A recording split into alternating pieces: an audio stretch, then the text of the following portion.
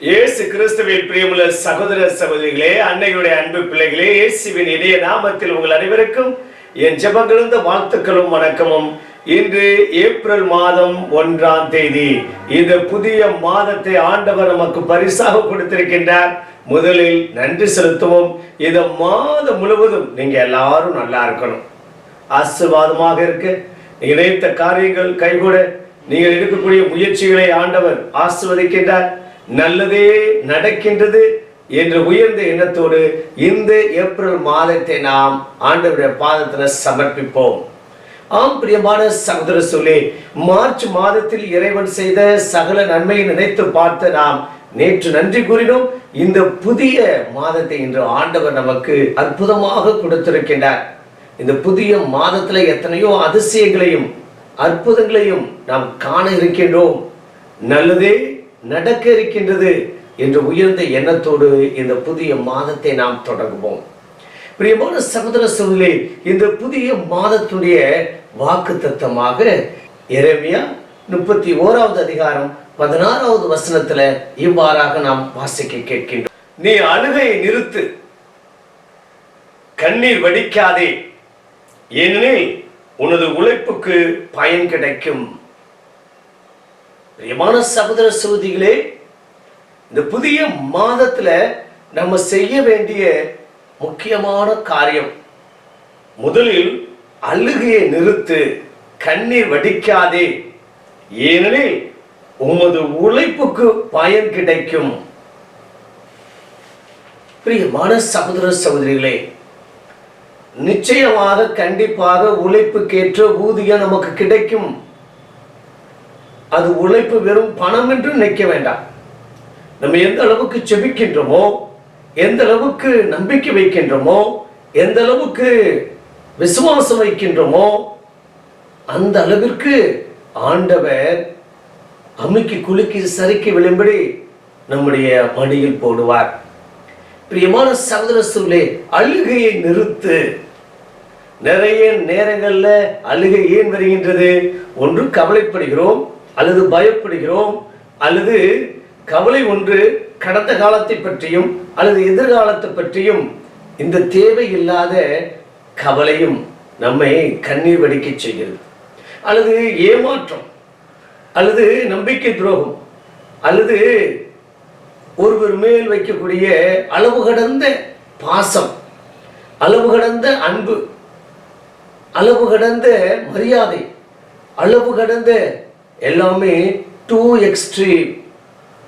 பிரியமான சகோதர சகோதரிகளே, அது அதிகமாக இருந்தாலும் மிக குறைவாக இருந்தாலும் கண்டிப்பாக நிச்சயமாக அது அழுகையைத்தான் ஒரு நாள் தரும். கண்டிப்பாக உன் உழைப்புக்கேற்ற பயன் நிச்சயமாக நான் கொடுப்பேன் என்று கூறுகிறேன். உழைப்புக்கேற்ற பயன். இந்த நாட்களெல்லாம் நம்முடைய பிள்ளைகள் தேர்வு எழுதி கொண்டிருக்கின்றார்கள். இந்த தேர்வு பயத்தோடு அவர் படித்திருந்தால், தேர்வு எழுதினால், கண்டிப்பாக நிச்சயமாக எழுதி கொண்டிருக்கின்ற போதே இவ்வளவு மதிப்பெண்கள் தான் எனக்கு வரும் என்று தேர்வு முடிந்தவுடனே நாம் தீர்மானித்து விடலாம். பிரியமான சகோதர சொல்லே, ஆகையால் பயத்தால, பயந்தோ அல்லது கண்ணீராலோ நாம் எதையும் சாதிக்க முடியாது. ஒரு சில நபர்களை நாம் பார்த்திருக்கிறோம். சின்ன ஒரு காரியத்திற்கு கூட அவர்களால் தாங்க முடியாது. அவர்கள் அழுதே ஒரு சில நபர்கள் சாதிப்பார்கள், அழுதே ஒரு சில காரியங்களில் வெற்றி பெறுவார்கள். பிரியமானவர்களே, அதற்காக அழுகையே தன்னுடைய வாழ்க்கையாக மாறிவிடக்கூடாது. அழுகையை நிறுத்து, கண்ணீர் விடாதே, உன் உழைப்புல நீ கவனம் செலுத்து. நீ எங்கு சென்றாலும், நீ என்ன வேலை செய்தாலும், படித்தாலும், அல்லது ஒரு நிறுவனத்தில் உன்னை நீ அர்ப்பணித்திருந்தாலும், அல்லது வெளிநாட்டில் உள்நாட்டில் இருந்தாலும், அந்த உழைப்புல நீ கவனம் செலுத்து. கண்டிப்பாக உன் உழைப்புக்கேற்ற பயனை நான் கொடுப்பேன்.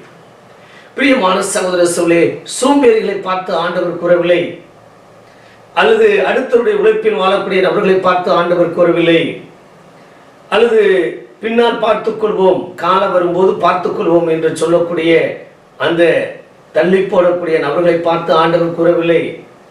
அன்றாடம் தன்னுடைய செயலை, தன்னுடைய பணியை, தன்னுடைய உறவை, தன்னுடைய அன்பை யார் பத்திரமாக பாதுகாத்துக் கொள்கிறாரோ, யார் அதற்கு முக்கியத்துவம் கொடுக்கின்றாரோ, யார் அதற்காக உழைக்கின்றார்களோ அவர்களை பார்த்து தான் ஆண்டவர் இந்த நாளில் அருமையான விதத்தில் கூறுகிறார். ஏப்ரல் மாதம் 20ஆம் தேதியோடு நம்ம பாஸ்கா விழாவை கொண்டாடி நிறைவுக்கு வர இருக்கின்றது. விதத்துல புதிய மணமகனை நம்ம இல்லத்திற்கு கொடுக்க போகிறார்.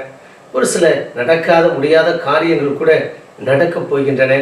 ஒரு சில பொருளாதார ரீதியான, உடல் ரீதியான, உறவு ரீதியான காரியங்களை ஆண்டவர் ஆஸ்வதிக்க போகின்றார். நல்லது நடக்க போகின்றது. ஈஸ்டருக்கு பிறகு ஆண்டவர் அற்புத கரத்தினாலே உயிர் தாண்டவர் நம்மோடு உடன் இருக்க போகிறார். பிரியமான சகோதரர்களே, இப்படிப்பட்ட இந்த உயிர்ப்பு விழாவை நாம் மகிழ்ச்சியோடு சந்தோஷத்தோடு கொண்டாட போகிறோம். நம்ம குடும்பத்திற்கும் ஒரு உயிர்ப்பு உண்டு. ஆகையால் அதற்காக அழுவதையும் கண்ணீர் விடுவதையும் நிறுத்தி வைத்துவிட்டு உழைப்பின் மேல் நாம் கவனம் செலுத்துவோம். உழைப்பே உயர்வு தரும். உழைக்காதவன் உண்ணலாகாது. கண்டிப்பாக நிச்சயமாக அந்த உழைப்பை ஆண்டவர் உயர்த்துவார். 5 தாளந்தை பெற்றவர் இன்னும் 5 தாளந்தை உருவாக்கினார். 2 பெற்றவர் மீண்டும் இன்னும் 2 உருவாக்கினார். ஆனால் 1 பெற்றவன் அதை புதைத்து வை. அந்த தலைவன் பயங்கரமான கோபம் கொண்டார். பிரியமான சகோதரர்களே, நம்மிடம் இருப்பதை இன்னும் அதை பழுகி பெருக செய்ய வேண்டும். அது எதுவாக இருப்பினும் போனது போகட்டும். ஏதோ ஒரு காலகட்டத்தில் ஒரு சில நெகட்டிவான காரியங்கள் நடந்திருக்கக்கூடும். ஒரு சில எதிர்மறையான காரியங்கள், ஒரு சில எதிர்மறையான ஒரு சில சூழ்நிலைகள், ஒரு சில எதிர்மறையான மக்களை நாம் சந்தித்திருக்கக்கூடும்.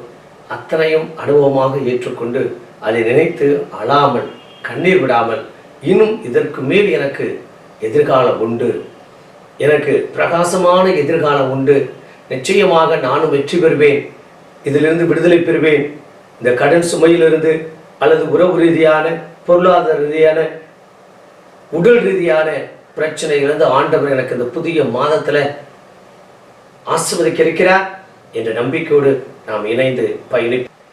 இந்த புதிய மாதத்தில், ஏப்ரல் மாதத்தில் ஆண்டவர் நம் ஒவ்வொருவருக்கும் கொடுக்கின்றார் என்ற நம்பிக்கையோடு இணைந்து ஜெபிப்போமா. பரலோக தந்தை இறைவா, இந்த ஏப்ரல் மாதத்தை எங்களுக்கு கொடுத்ததற்காகவும் அருமையான இந்த வாக்கு தத்தம் எரேமியா 31:16 வசனத்தில் கூறியிருக்கின்றேன். அழுவதை நிறுத்து, கண்ணீர் விடாதே, உன் உழைப்புக்கேற்ற பயன் கிடைக்கும் என்று சொன்ன தேவனே, வாக்கு கொடுத்த தேவனே, நேர்மறை சிந்தனையோடு நாங்கள் தொடங்குகிறோம்.